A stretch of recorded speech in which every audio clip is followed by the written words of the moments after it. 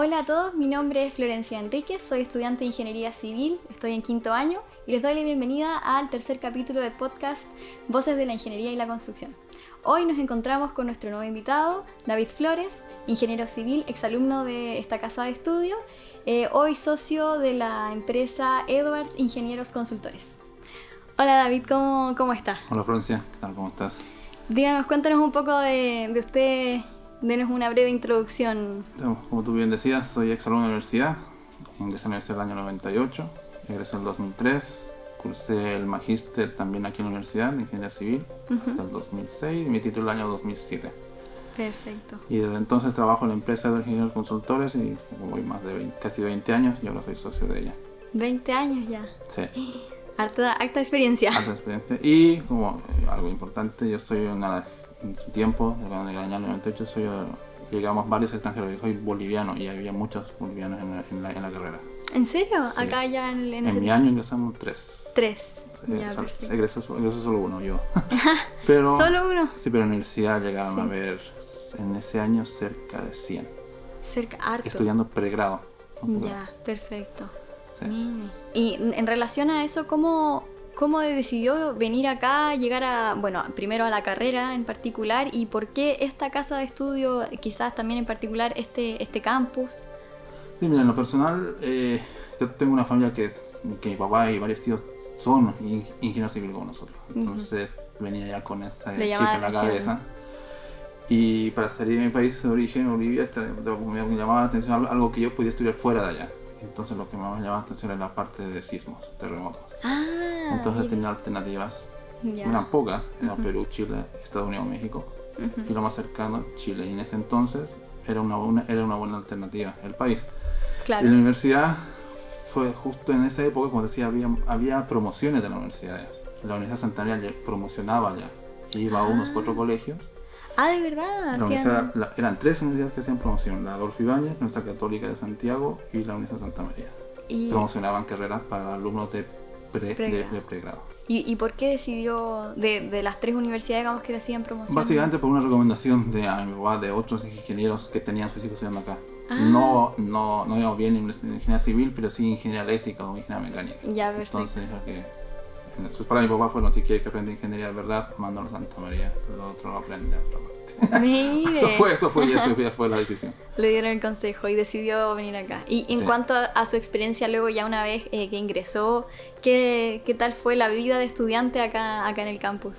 ¿Tan lejos de su casa? Claro, fue un crecimiento rápido, porque salí de mi casa, sí me vine solo, y tomando responsabilidad también de grande. Sí, hay que madurar como muy de golpe. De todo, de hacer mis estudios, de los gastos, de vivir, de todo lo que nunca me ha hecho cargo hace minutos. Claro, además de la responsabilidad académica. Además, sí. Así es. Pero lo bueno que fue que me encontré con la mayoría de los alumnos de la universidad en ese entonces. Todos eran de distintas partes de Chile. Entonces, si bien yo era extranjero, ellos eran, entre comillas, extranjeros acá también. Más o menos la misma idea. Estábamos igual. Entonces, básicamente éramos todos.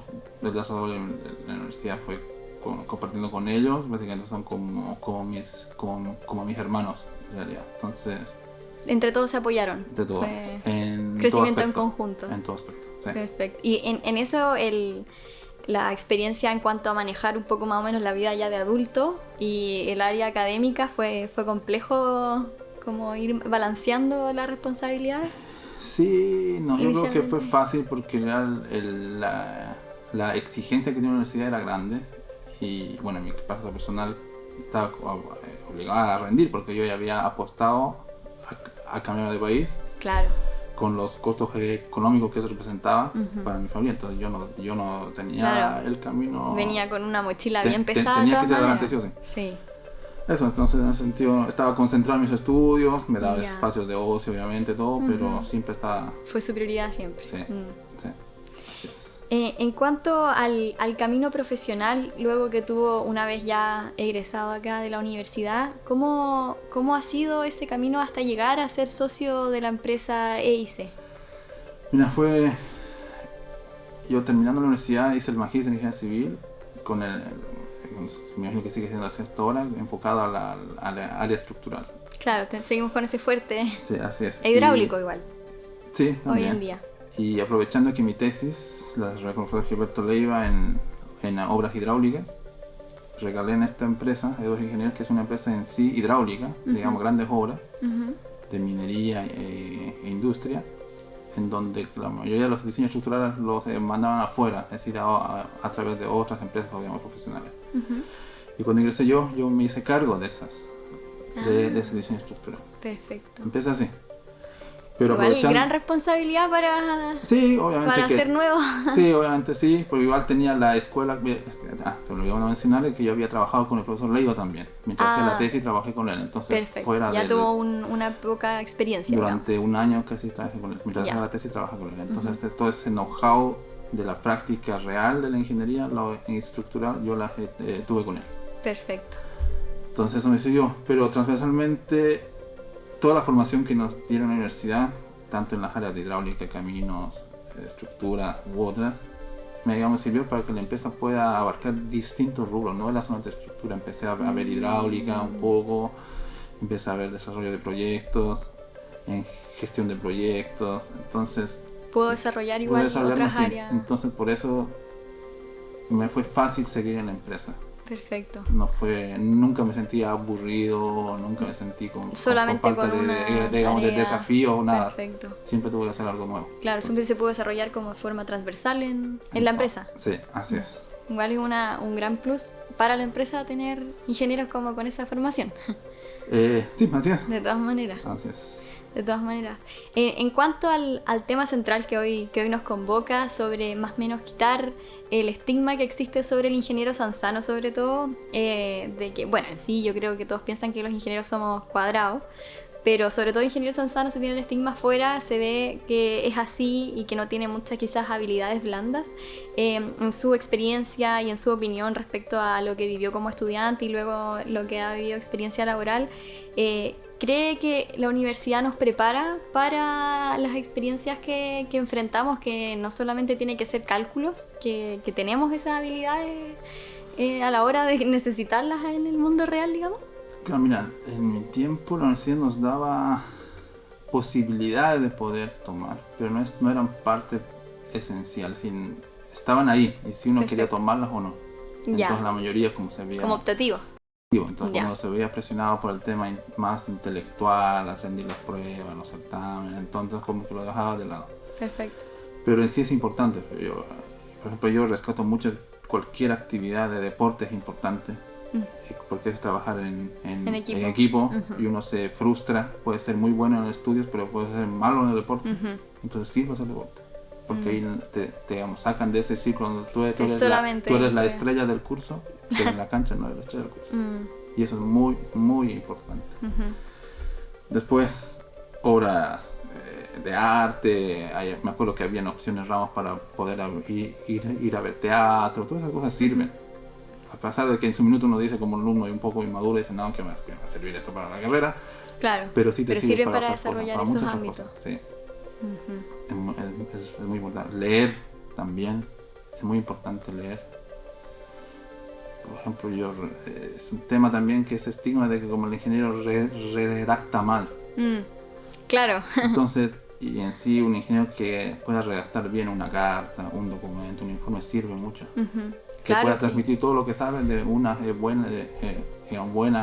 buena manera, sirve mucho. En sí el ingeniero, si bien se necesita para los cálculos, para la parte teórica de todo lo que puede ser un desarrollo de un proyecto, en un proyecto no solamente está solo eso, también tiene que saber comunicarlo, dar instrucciones, saber expresar la idea que tiene quizás en el papel o en su mente a las demás personas, que pueden ser constructores civiles, pueden ser ingenieros de otras áreas como eléctrica, mecánico, etc. Sí, pero esto es transversal, no solamente nosotros de esta universidad. Yo conozco muchos alumnos de otras universidades que tienen ese mismo problema, y es por la falta de lo que es lectura, sobre todo.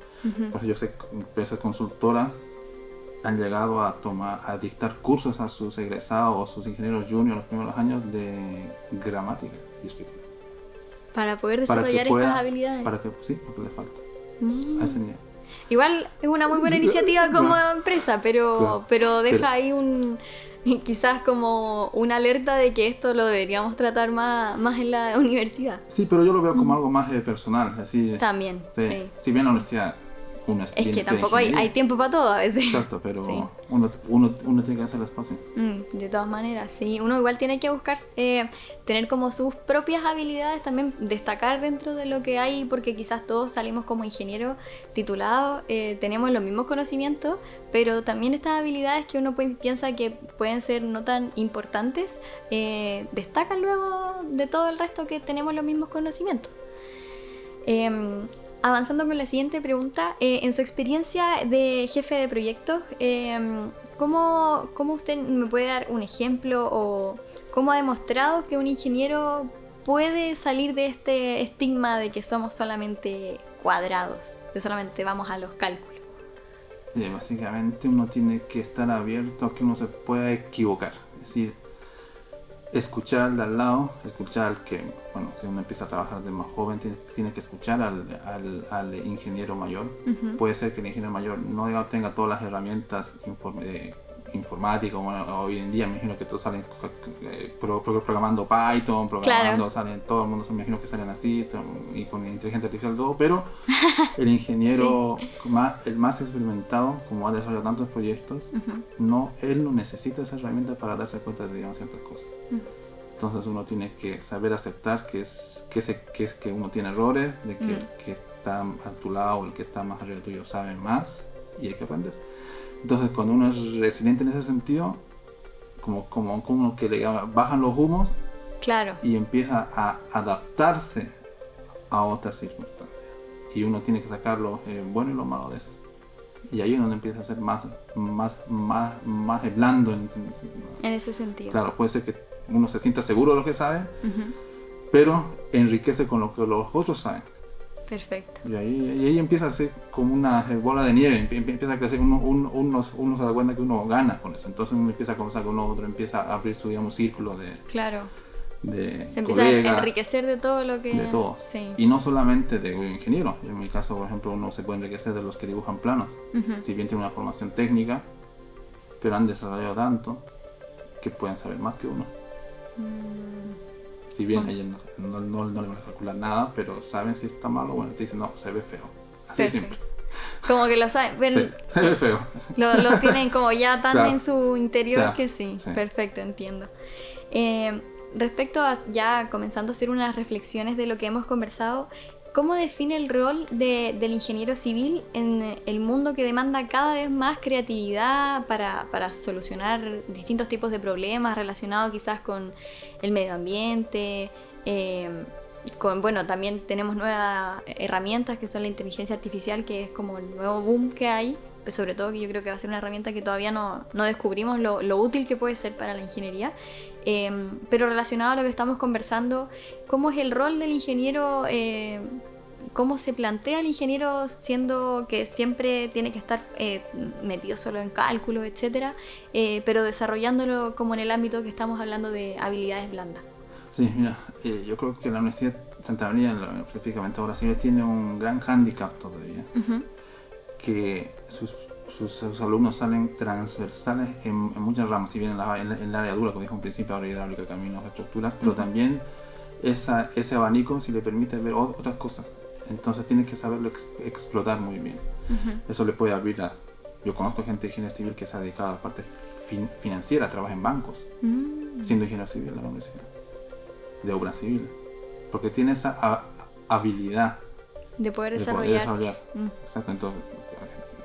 Entonces, si bien pueden venir nuevas herramientas tecnológicas, pero yo creo que tiene ese hándicap respecto a otros, de que se puede adaptar. Entonces, mi consejo es de que no se cierren tanto al área técnica, sino que abran los ojos, que intenten. Sí, obviamente que aprender no es rápido, uno se debe equivocar, pero nuestra escuela nos permite poder seguir adelante. Uh-huh. Y con seguridad que lo hacen, que lo van a hacer. Entonces no hay que asustarse mucho de lo que viene. No es la primera vez que escucho ese tipo de mensaje, que los sanzanos, independiente de la ingeniería, etcétera, construcción, arquitectura, somos personas que se nos presenta un problema e independiente de lo que pase, los tiempos, etcétera, sabemos sacar la tarea adelante, como que sabemos completar la responsabilidad que nos han entregado. Yo creo que ese es uno de los sellos que nos entrega la universidad. Así es, totalmente de acuerdo. Y ya cerrando, ¿qué consejo le daría a los nuevos estudiantes sanzanos, ingenieros, ya sea ingenieros o constructores, para salir de este estigma de que los sanzanos son cuadrados y cómo podríamos nosotros mejorar en ese ámbito? Mira, como te decía, ese estigma yo creo que parte de nosotros mismos. Uh-huh. Por ejemplo, en mi experiencia en la universidad, de muchos alumnos, sobre todo entre primero y tercer año, donde tenemos tantos ramos de cálculo, matemáticas, como que andamos en un mundo distinto. Entonces tal vez cuesta un poco salir de eso, y esa manera de salir de ese mundo es haciendo otras actividades fuera de la universidad. Deporte, uh-huh. Reunirse con otros alumnos de otras carreras, de otras universidades, claro. Armar ciclos distintos sí, unir ciclos, tal vez como que tus amigos son los de la propia universidad, pero tratar de abrirte, y eso te abre. Claro. De igual forma, a veces puede suceder también que esto se da porque en particular en esta universidad solo tenemos ingeniería, digamos, o carrera más dedicada al mundo de la matemática. Pero está muy bueno eso sobre abrir los círculos, quizás conocer más allá, fuera de la universidad y ver otros aspectos de otras carreras que pueden enriquecer también en ese campo de desarrollar habilidades blandas. Sí, porque en realidad ya cuando uno se desarrolla en las empresas, en los rubros, sí. Independiente cual sea, trabaja en equipos multidisciplinarios. Uh-huh. Y los multidisciplinarios no es solamente ingenieros civiles, claro. Trabajan economistas, periodistas, psicólogos, uh-huh. abogados. Entonces, si el objetivo de un alumno es poder llegar a un cargo alto, uh-huh. tiene que relacionarse con ellos. Entonces, no solamente va a hablar de números, sino va a hablar de todo, de leyes, uh-huh. de problemas mundanos en la empresa, que digamos todo. Entonces, uh-huh. hay que saber desarrollar esas habilidades, pero claro, comparto la idea de los consejos sobre la lectura que mencionaba anteriormente, muy importante, el deporte también, además que no solamente para ayuda a las habilidades blandas, sino para la salud mental, sobre todo acá dentro de la universidad. De repente uno se siente muy presionado, con mucho estrés respecto a las evaluaciones, también pueden ser problemas externos, pero creo que ese es un área donde uno puede distenderse y tener un momento más tranquilo y ameno, y además estar desarrollando las habilidades blandas, sobre todo en deportes que pueden ser en equipo. Sí, bueno, uh-huh. Como decía, es importante eso, porque puede ser que como alumno seas muy brillante uh-huh. en la sala, pero en el campo de juego no. Claro. Y eso te sirve mucho. Uh-huh. Porque resaltas, tal vez tu compañero de clase uh-huh. no es tan brillante, pero en la cancha sí es brillante. Y es líder en la cancha. Y tú no lo ves como líder en la sala, uh-huh. pero sí en la cancha. Claro. Y lo más probable es que ese líder en la cancha uh-huh. sea líder en mucho más, digamos, en la vida real, en la vida profesional, sí. sea líder también. Uh-huh. Entonces tienes que aprender de él también. Claro, sí. Es como otra sala de clase. Sí, así es. Sí. Bueno, David, agradezco mucho la disposición a venir acá al podcast a participar. Así que muchas gracias. No sé si quieres cerrar con algún mensaje. Sí, sobre todo las habilidades blandas. No sé, yo creo que te comentaba fuera de cámaras, de micrófonos, ¿sí? De que yo en mi tiempo nosotros no estábamos con estos temas de los iPads, los celulares, entonces nuestra relación interpersonal era más directa. Uh-huh. Entonces, no sé, yo creo que tal vez que en esta época va a ser mucho más difícil. Entonces, esas habilidades blandas que dices tú... Es un desafío. Es un desafío mayor, porque es más fácil estar detrás de la pantalla. Detrás de la pantalla, de todas maneras. Entonces, es difícil, sé que la tecnología es la que manda en este minuto, pero por ejemplo hay colegios ahora de que están prohibiendo el celular hasta los 14 años, no pueden llevar el celular, uh-huh. y se están dando acuerdos entre los papás de los cursos de que ni siquiera se los pasen, porque ya está demostrado de que eso le afecta mucho. Entonces, sí. Los niños como se encierran.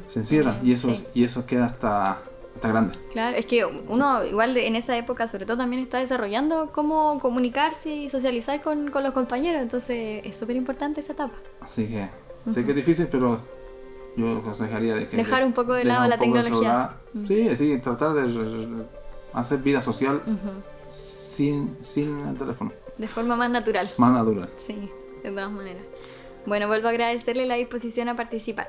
Ok, perfecto, gracias. Eso ha sido todo por hoy, el capítulo número 3 con nuestro invitado David Flores. Los dejo invitados a una próxima edición y agradezco al Departamento de Obras Civiles y a Educación a Distancia.